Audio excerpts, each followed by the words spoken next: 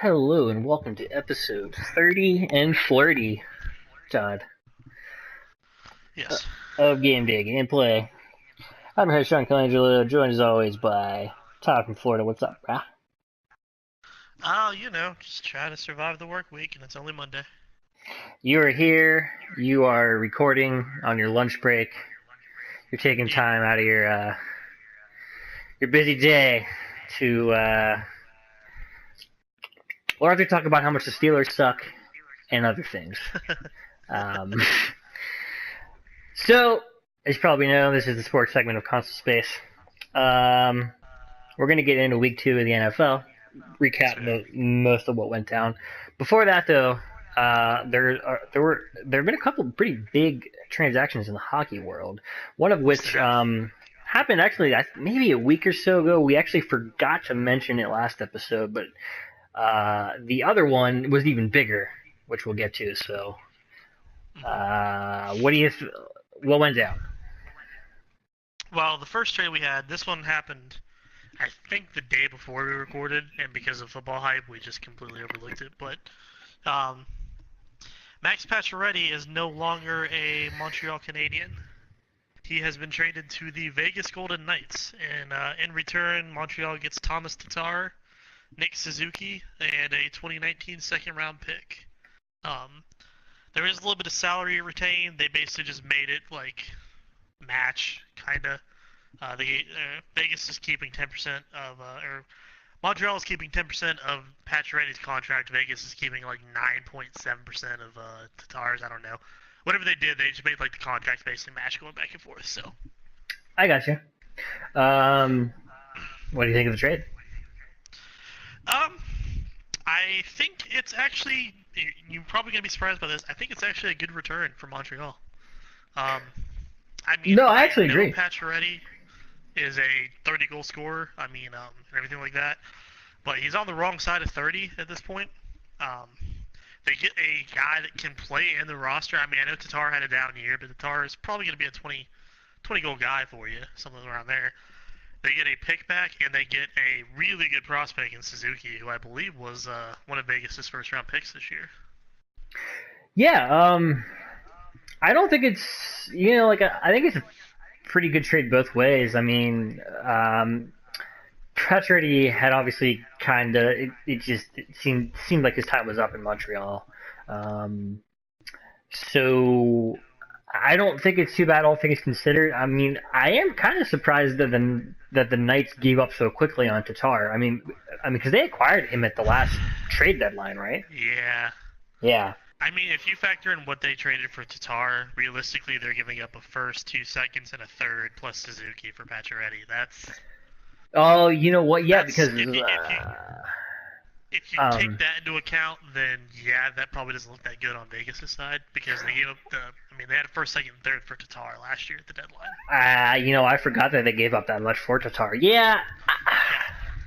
Yeah. Um, Now keep in mind, all those picks were 30th overall in the round because of how good sure, Vegas did, sure, because they sure. were all their picks. So Yeah, I mean, I guess if if you look at Vegas, it that way, it looks a little worse, but I don't know how fair it is to kind of count in, uh, like, I think that just makes the Tatar trade bad, not this trade bad. So right, exactly.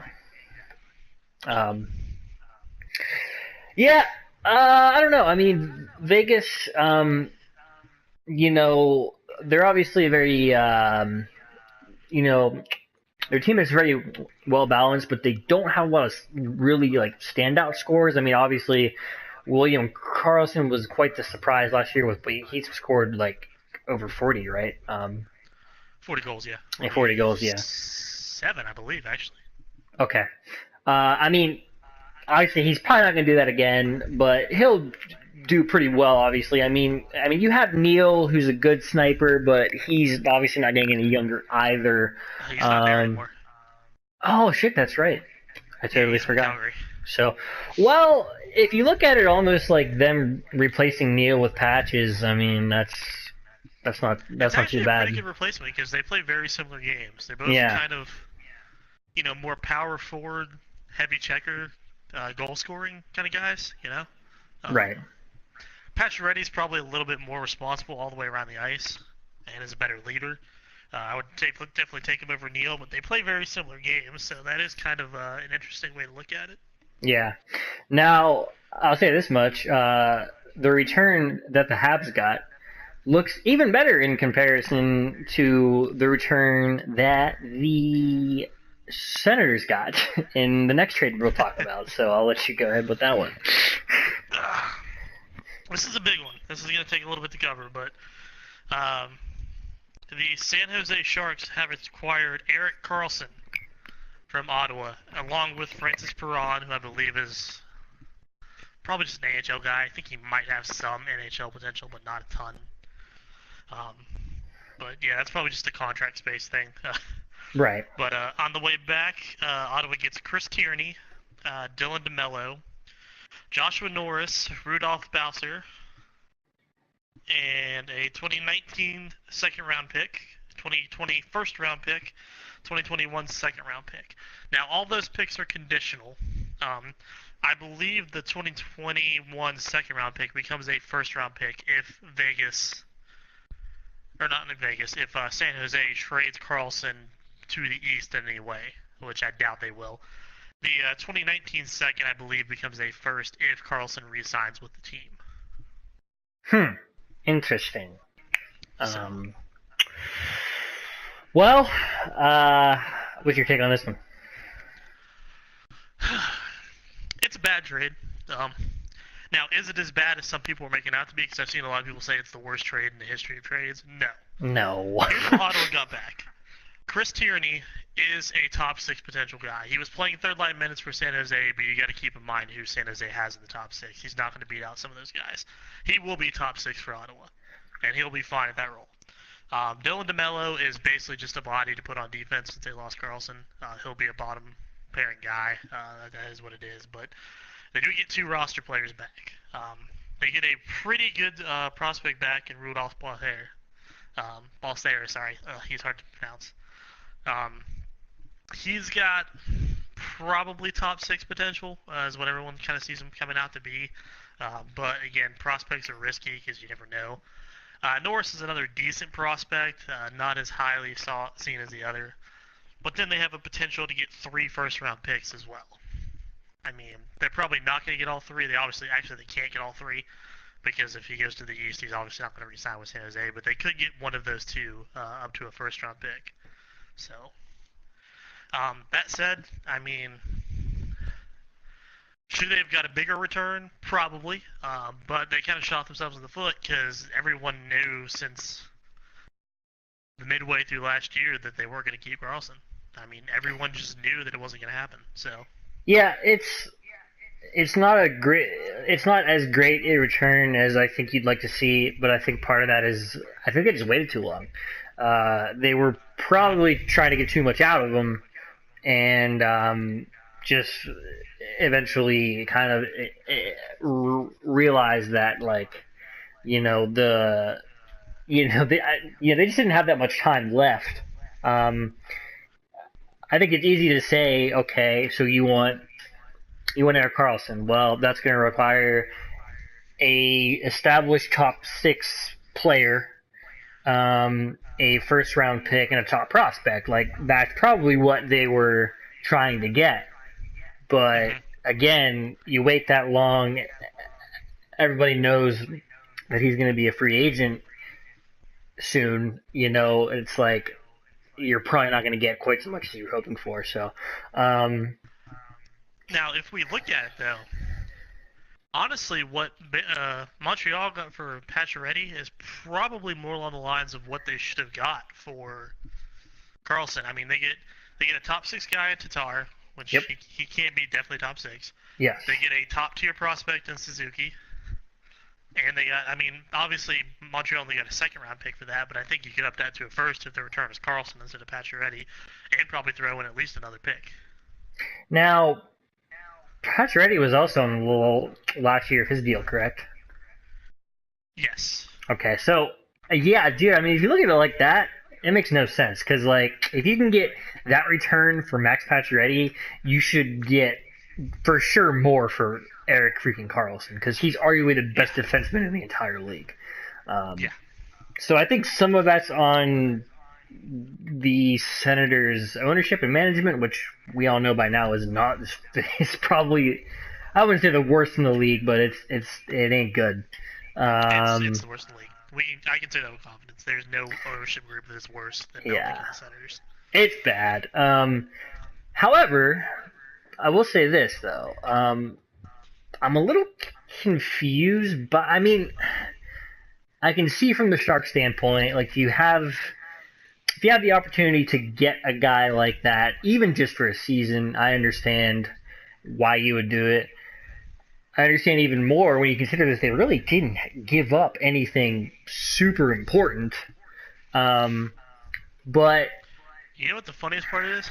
I what think was one of the second round picks they gave up, they got from the Hoffman trade right, when right. they flipped him when Ottawa sent him to him and flipped him to Florida. So, Yeah, I mean, if you look at it that way, that's one Ottawa should already had anyway.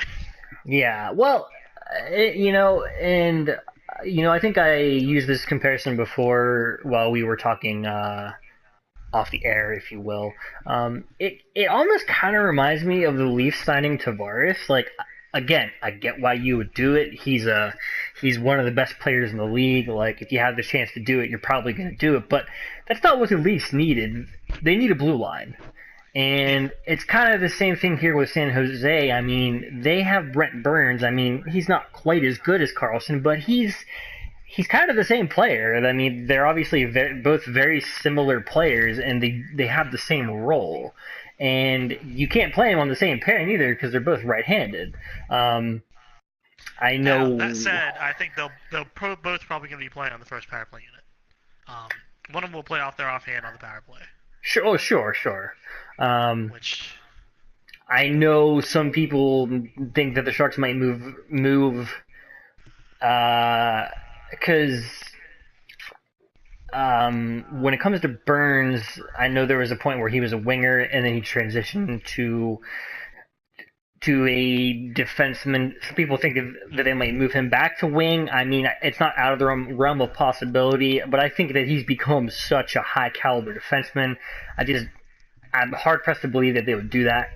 Um, So I don't know, and now it's even a little more interesting because supposedly the Sharks like immediately were trying to talk about extending Carlson, and he wasn't having it. Um, so it's going to be even more ironic if he just leaves after one season. um, yeah, I mean they're going to have the best top four in hockey right now, though. well, yeah, I'm Yeah, I don't think there's any doubt. I mean, because they also have Vlasic, and Vlasic is a very underrated defenseman. yeah, I would say My maybe other guess, than Nashville, but I mean, their second pairing is probably going to be Braun and I would guess Carlson, just because they're not going to break up Vlasic and Burns at this point. right. And I mean, as much as I like the second pairing of Ellis and Ekholm with Nashville, Braun and Carlson beats that out. like, That's true. um, and I mean, don't get me wrong, Nashville's.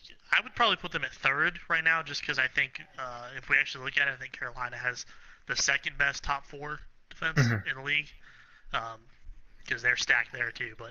Um, but yeah, I mean, either way, it's not that far off. But it's just one of those things. Like I told you the same thing, and I think you just mentioned it. When you have a chance to get a guy of that Carlson's caliber, even if you need him really per se or not, if he's really feeling the need, you just take that opportunity. You know what I mean? Right. Especially if you're not giving up anything that's really going to adversely hurt you that much.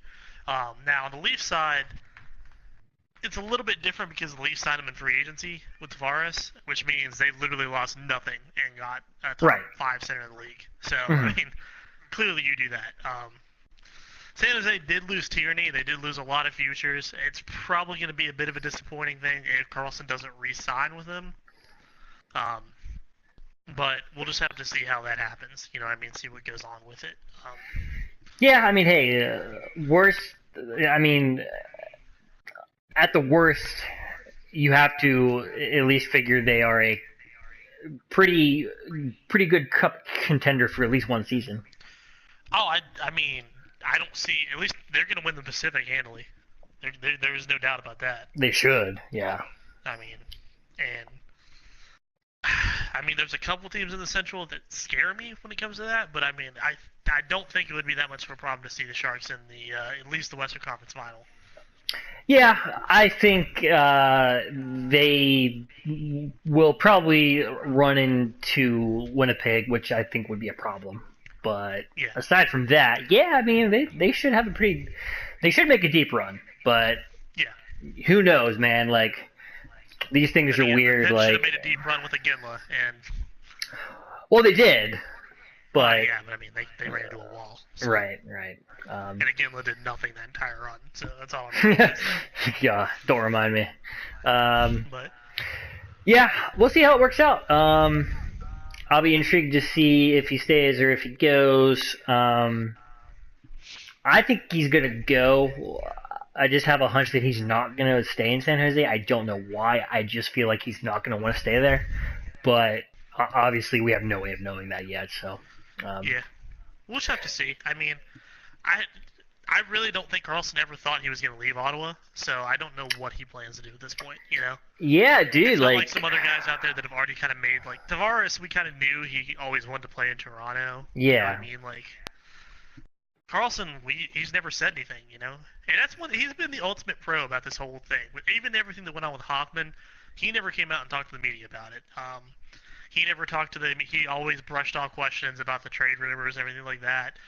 Carlson has done right by his team 100 times out of 100 during this entire process, and Ottawa still just up and traded him. So I mean, oh, dude, he's an absolute class act. Yeah, for sure. Even after they traded him, even in the post conference, I mean, he could have thrown them under the bus any chance he wanted to. I mean, who cares? They traded him at that point already.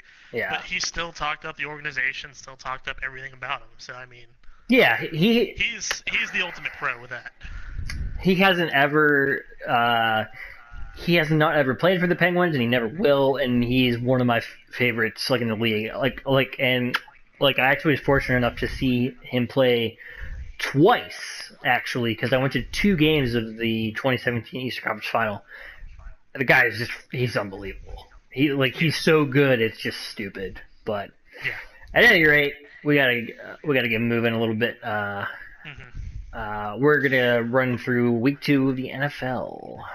Before I do that, I just want to mention 2 other things: signings in the NHL sure. extensions. Vegas did extend Match Pacioretty after they traded to him. They gave him 4 years at $7 million a year, which I don't have a problem with. I mean, Patchy was only making I think 4.9 before. So yeah, something like that. A raise, but the term is really good for them because that takes him into 35, 36 age range. So it's not like he didn't get a massive term where he's going to be playing, or they're going to be paying him well into his late 30s. Right. I really like that contract with Vegas. Dallas has extended Tyler Seguin. Oh yeah. I don't know if you saw this one. 8 years, $9.85 million a year annual average value. So he ended up getting more than Jamie Benn did. I don't think that's going to be a problem. I don't think Ben cares. No. But he did kind of take somewhat of a lower. A lot of people said he was going to make 10, 5, 11. Look at what Tavares made. And he took a little bit of a discount. Now, keep in mind, Texas state tax rates are 0, so, he's probably keeping more with that contract than Tavares is with Toronto, but still. Yep. Yeah, I mean, I think those are both pretty fair, solid contracts, so. Yeah, I don't see a problem with either one of them. Just we're gonna bring them up because they're 2 pretty big name players. So. Oh, for sure. Now, before we delve into week 2, I actually we should probably at least take note of the previous. There were 2 games last Monday night, so just because of when we record these, because of our work schedules, we pretty much have to record them Sunday nights, so we're not going to be able to quickly cover what happens on most Monday nights. And ironically enough, even though we are recording this on a Monday night, by the time it's over, that game will just be starting. So we'll kind of miss that one too. But last Monday, there were 2 games. I don't know if you wanted to quickly touch on those. Well, we will, yeah. Okay. 2 games. The first one was the Jets and the Lions. Um, that one actually surprised a lot of people because the Jets won that 48-17. Yeah, that I don't think Matt anyone's. Stafford threw 4 picks in that game. Oh my god. Yeah. So, You know what's funny? I watched. I actually, I caught a little bit of that game the night after we recorded, obviously, and the Lions and particularly Stafford just looked all kinds of out of sorts for something. They were not on their game at all. there was a lot of talk about their coach and the locker room not being very happy with him after that game. So we'll have to see what comes of that. Yeah. I do believe they lost this week as well, so they start off 0-2. Nice. But and they were much more competitive this week. We'll cover that when we get to it. But Yeah. that was actually the most points the Jets have ever scored on the road in franchise history. Because Wow. that was in Detroit as well, which makes it even worse. But the second Monday night game from last week was the LA Rams and the Oakland Raiders. This was Gruden's first game back, as Oh a yeah. coach. I forgot old He lost Chucky's back. 33-13. So, Looking good, Johnny. well, to be fair, the Rams are one of the best teams in the West right Yeah, now. that's true. They're stacked, and Oakland did control pretty much the entire game for the first quarter and a half. Just right before halftime, LA started coming back into it, and in the second half, Oakland couldn't do anything. The Rams just dominated them the entire game. But I mean, they have a disgusting defense in LA. They really do. It's unreal. Plus they got Gurley and they got Jared Goff is a decent quarterback at least, so it's tough to stop. They're a powerhouse. Oh yeah. But let's just keep rolling into week 2 because we got to get a move on this. Thursday night games was the Bengals versus the Ravens. This one was more competitive than I thought it would be, especially given how much the Ravens spanked the Bills in week 1. But the Bengals ended up beating them 34-23. And I think that is a little bit skewed because I believe the Bengals took the ball over on a turnover on downs toward the end of the game and kicked the field goal a bit. So I think within 1 point it was like an 8-point game, and Okay. the Ravens were driving. So Yeah, those are 2 kind of interesting teams because it almost seems like week to week you're not really sure what you're gonna get, but yeah, ultimately, that's 100% true. yeah. But like ultimately, they're both pretty solid teams, and realistically, if the Steelers continue playing the way they are, they might be actually fighting it out for the top spot in the AFC North. Mm-hmm. So we'll see. Now AJ Green did have 3 touchdowns in the first half of that game. Oh, He didn't do God. anything after that, but Yeah. Green was a monster in that game. So moving on to Sunday's games. First one I have here is the Falcons playing the Panthers. The Panthers went to Atlanta for this game. This was another close one, 31-24 Falcons. That said, Christian McCaffrey was all over the place for the Panthers in this game. He had 139 scrimmage yards. Most of that was catching. He didn't do very good rushing. But McCaffrey is one of those weird backs that he's probably better off being used as a receiving option than running him. Good game all around. I watched a little bit of this one on Red Zone. Like I said, it was close. I think Carolina drove and was threatening to score and tied at the end and just missed. Yeah, they had the ball at the end of the game with 1:48 to go and just couldn't get in. But good game from both teams. I believe Matt Ryan, 272, 2 touchdowns, and 1 interception. So good recovery performance from him after a kind of week 1 in the Thursday night game in week 1. Yeah, good to see with that going forward. Chargers Bills is the next one I got. This is obviously the Bills got demolished 47-3, 48-3, whatever the score was in the game week 1. Wow. They still lost this one. It was a little bit closer, 31-20. Chargers won. That said, I believe it was 31-6 at one point. So I think LA just kind of took the foot off the gas, and once they got up by that much, and Now, kind of just let it go. the best part of that game. So did you hear the whole thing? I think it was Vontae Davis Vontae Davis, yes. retired at halftime. That's the best thing I've ever heard. That's hilarious. Yeah. He's just like, I'm done. But I don't know that I can blame him. The Bills are probably gonna. The Bills will be lucky if they win one game this year. Let's put it that way. They might be the new Browns. Maybe. I don't know. We'll see. They might be. That said, Melvin Gordon did rush for 3 touchdowns in this game, so great game on his end. Yeah. Can't ask for much more than that. This game right here was probably the most entertaining game of the day. It's the one I followed the most. Vikings at Packers. Oh yeah, we had their tie. Right, yeah. Yes. So we had 2 ties in 2 weeks. Yes, we did. This was a hell of a game, man. Hell of a game to watch. Vikings were up 29-21 toward the end of the game. Cousins threw a interception, actually. However, it got called back because he got they flagged Clay Matthews on the Packers for roughing the passer. I wasn't a fan of the call. It was a pretty weak call. Let's put it that way. They claimed that he lifted him up and threw him down. It was one of those. It wasn't because it was late or anything like that. But it looked like a pretty by-the-numbers tackle to me when you see it. But that gave the Vikings the ball back. They ended up scoring. They scored. They got the 2-point conversion to force overtime. Crosby had a chance to win it at the end because Rodgers took them down the field after they scored. Made a 58-yard field goal, but it turned out that the Vikings had called a timeout before they scored or kicked the field goal, so they iced him, and then he missed the second kick and it went to overtime. Now, you were talking about the roughing the passer call, right? Yes, with Matt. Yeah, I did see that, and that was atrocious. Bad call. I have no idea what you want him to do there. I mean, he's making the tackle as he's throwing the ball. Like, what do you want the guy to do? They said it wasn't because it was late. They said it was because he lifted him up, Cousins up, and then threw him. Oh, Jesus Christ. I didn't see it at all, dude. No. It looked to me like he just followed through on the hit.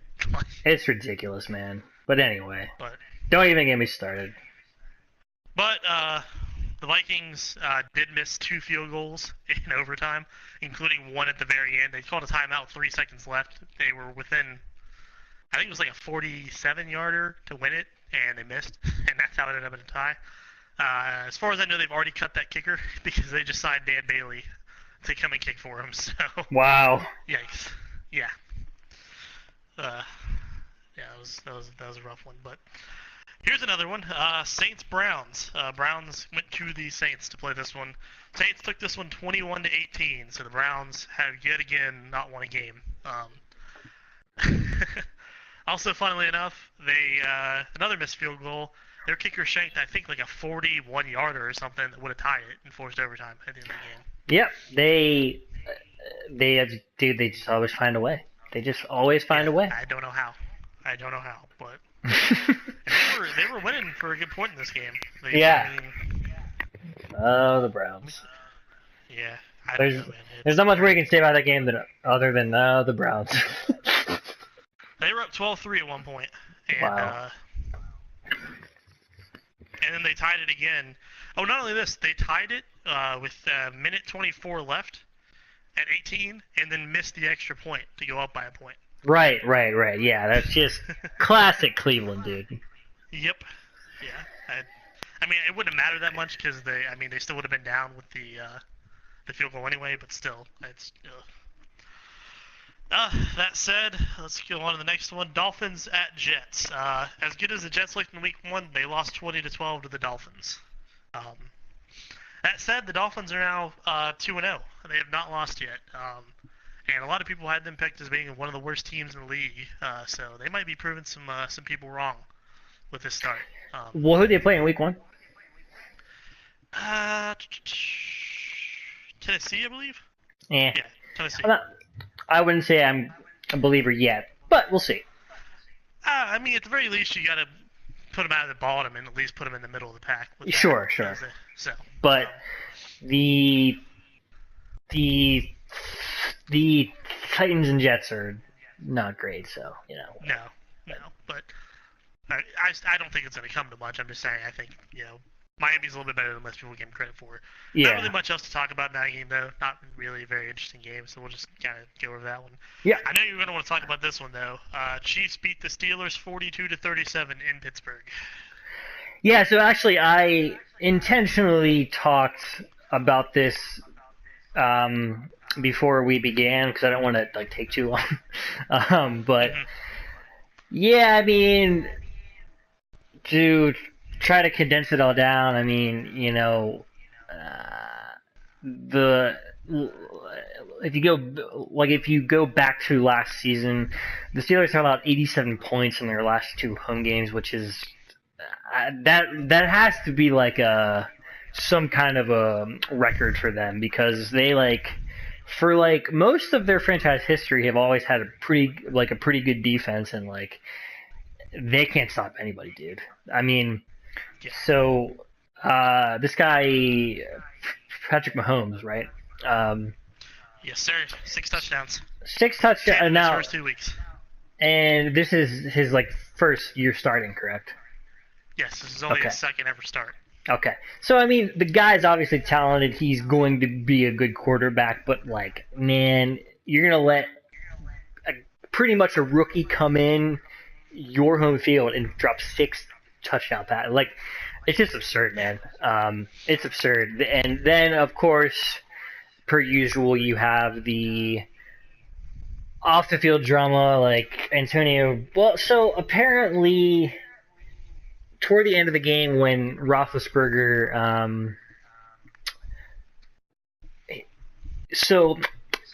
when he made that, when he ran in on 4th and goal and scored, apparently Brown didn't celebrate the touchdown and just kind of went over to the bench and started yelling at their offensive coordinator because he's not getting the ball enough. So it's your team just scored to bring you back within a chance to win the game, and he's pissed because he's not getting the ball. I think that tells you all you need to know about Antonio Brown. Yeah. He very clearly doesn't care about winning.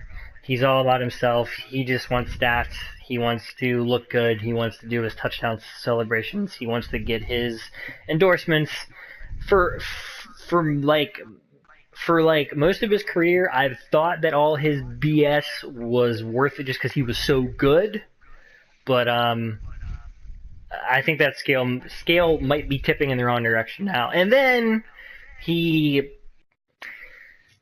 made some kind of tweet about I don't think he's actually saying that he wants to be traded, but apparently some guy who used to be a Steelers reporter pretty much said that he should be thankful that Roethlisberger's been his quarterback for his whole career, because if he were somewhere else he might not have quite the same numbers. And AB tweeted back, let's find out, trade me. So not a good look, dude. It's ugly.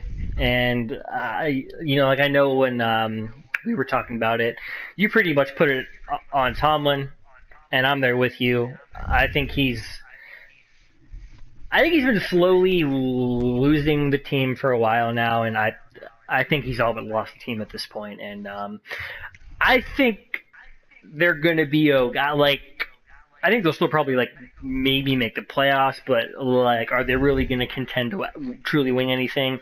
I don't see it. But nah, I don't. I think they'll be safe. I think they'll make the playoffs. I think that the AFC as a whole is weak this year. But yeah, unless they get their shit sorted out, I don't see them really being a threat to anybody. Yeah, they aren't a team. Yeah. It's that simple. They just aren't a team, and you don't win. They're too talented to be losing. I mean, they just are. They've got too much talent on the offensive side of the ball to not be winning these games. The only reason they will get some wins in the future is just because of the pure talent. Yeah. like it's not going to be because they're actually playing like a team and like executing. Um, but yeah, I don't know. It's like you just like it's a shame to see, like you said, because they're so talented. Like they should be one of the best teams in the league. Um, I am not as into the sport as I used to be, but I still want them to do well overall. But I can tell I'm really glad that I'm not as like emotionally invested as I used to be because I would be in the hospital for like high blood pressure, dude. Like I hear you. I wouldn't be able to do it. I But hear you. But moving on. all right. Yep. The next game, the defending Super Bowl champs Eagles lost to the Buccaneers in Tampa. Ryan Fitzpatrick put up 402 yards, 4 touchdowns, and an interception. He's now got 8 touchdowns with 1 interception across 2 weeks. Damn. Um, both 400-yard games as well, by the way. So Jesus. yeah, Fitz money is playing money. Let's That put it that way. that does not that does not bode well for the Steelers next week. They're probably going to Yeah. be still winless if I had to guess. Well, let's see, but yeah, Fitzpatrick's playing pretty good ball. Yeah. And Tampa is contending more than anyone thought they would. Um, next up, this one was kind of a throwaway game. Not really a throwaway game, but I didn't really see much of it because not a lot happened. Titans beat the Texans 20-17. Texans are now 0-2. A lot of people were high on them this year with Deshaun Watson coming back and the talent they have, but I think he might have been a flash in the pan in his first year. I don't think he's gonna be a bad quarterback. I don't think he's gonna be as good as everyone thought he was gonna be either. So So far it looks that way, but it's early. yeah, it's early, but next game, Colts versus Redskins. Colts won the game in Washington, 21-9. Colts were 1-1 for the first time since 2013. They 0-2 every other year since that, or Really? that time. Wow. So I did not yeah, know that. yeah, it's good to see. They really should be 2-0. They should have beat Cincinnati in that game. They were driving. Yeah. Jack Doyle lost a fumble that got returned, but um, yeah, I'm happy as a Colts fan. I'm glad that they won that game. I think they're looking good enough to at least kind of maybe push for a wild card if they can keep it up. I don't think they're going to win the division because Jacksonville looks really good, but we'll just have to see. Um, this Speaking one, go ahead. Well, I'm not sure what you had next. I was going to say, speaking of Jacksonville, I'm assuming you're Yeah, happy with what they did, but yeah, I am. We'll get to that though. okay, okay. I'm just going down the line in Yeah, I the order got you. they started, but um, Rams destroyed the Cardinals 34-0. Oh, yeah, they did. That was Todd bad. Gurley ran in 3 touchdowns. He only had 73 yards, but he still ran in 3 touchdowns. He only had 73 yards because they pretty much started on their side of the 50 almost every drive. Wow. But yeah, it was bad. The Cardinals' offense could do nothing, nothing, man. Let me actually pull up their stats real quick. I know we're running short on time, but I have to see this because I'm actually interested myself. Oh, that's cool. Stats. Sam Bradford, 17 for 27 for 90 yards and an interception. Jeez. 90 yards in a game. That's David Johnson, brutal. 13 carries, 48 yards. I mean, Ugh. their total offense, see if I can find it, but it's not good. Let's put it that way. Yeah. It is not good at all. They had 137 total yards in the game. That's brutal, dude. Yeah. Which, I mean, like I said, we've already talked about how good the Rams defense is, but 137 yards, that's the Cardinals don't look good. Let's put it that way. The Yeah. Cardinals do not look good at all. We already touched on this one. The Niners beat the Lions 30-27. The Lions were much more in this game than they were against the Jets. I think they kind of got embarrassed by that loss to the Jets and turned it around a little bit. Not really good voting for the Niners, though, as good as they were supposed to be with their rosters, that they're 1-1 and barely beat the Lions in Week 2. I know they did lose to Minnesota, who's a really good team in Week 1, but we'll just have to see. I don't know that I'm buying into Garoppolo 100% yet, like everyone else is. I think they're a better team than they have been, but I still think they got some steps to go. So, Broncos beat the Raiders at home 20-19. Raiders are now 0-2 with Gruden. Sounds about right. Broncos have started off 2-0, but I don't think that's gonna hold. They've got a lot of talent on defense. They don't have a lot of talent on offense. So, Right. um, speaking of Jaguars, Patriots, Jaguars took this one 31-20 in Jacksonville. So anytime the Patriots lose, it's a good day. And this was kind of a revenge match for the AFC Championship last year, and Jacksonville got the better hand of it. They're looking good, man. Jacksonville is looking like they might be the team to beat in the AFC right now. Well, probably, but you know what sucks though? I'll tell you what's going to happen now. Now that they beat the Pats in the regular season, they're going to play later in the playoffs. Patriots will win. Calling it now. It could happen. Just be ready, because it's going to happen. It could happen. That said, Patriots, they lost this game, and they only beat Houston, who lost to Tennessee this week. They beat them 27-20. So Patriots haven't looked that great in the first 2 weeks this year. Now, obviously, that doesn't mean anything. They could pick it up. They are the Patriots, but they haven't looked good. Let's put it that way. They haven't looked like they're the AFC, lock like they normally do. So. Right. And then Sunday night's game last night, Cowboys beat the Giants 20-13 in Dallas. Cowboys went off for 6 sacks against Eli. 6 sacks. Their defense was sounds like my ex-wife. Was a lot of the reason that they. Oh, you're good. The defense was a good reason they won that though. Yeah, not really much to talk about that one. I didn't get to watch that game, unfortunately. Zeke did run for 78 and a touchdown. He got 17 touches this time.